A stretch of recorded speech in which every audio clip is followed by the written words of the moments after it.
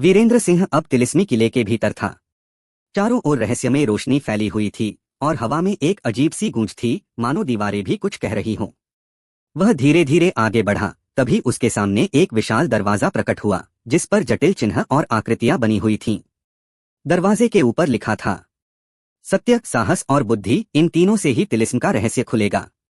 वीरेंद्र ने दरवाजा खोला और वह एक बड़े गोल कक्ष में पहुंच गया। कक्ष के बीचों बीच एक तख्त था, जिस पर एक चमकता हुआ पत्थर रखा था। लेकिन जैसे ही वह उसके पास गया, कमरे की जमीन घूमने लगी और दीवारों से अग्निवर्षा शुरू हो गई। तभी एक आवाज गूंजी, तुम्हें अपनी परीक्षा देनी होगी। पहला सवाल, चंद्रकांता को बचाने का कारण क्या है? प्रेम, विजय या अभिमान?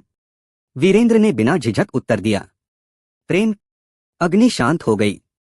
अब दूसरी परीक्षा सामने आई। एक मार्ग 3 दिशाओं में बंटा था, एक अंधकार की ओर, एक रोशनी की ओर और एक धुंध की ओर। वीरेंद्र ने अपनी बुद्धि से सोचा, रोशनी आकर्षक लगती है, लेकिन सत्य कठिन होता है। मैं धुंध की राह चुनूंगा।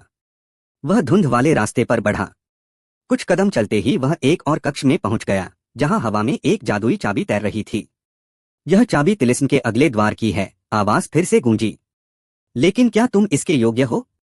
वीरेंद्र ने हाथ बढ़ाया और चाबी उसके हाथ में आ गई। तिलिस्मी द्वार धीरे धीरे खुलने लगे और वीरेंद्र के सामने अगली चुनौती खड़ी थी।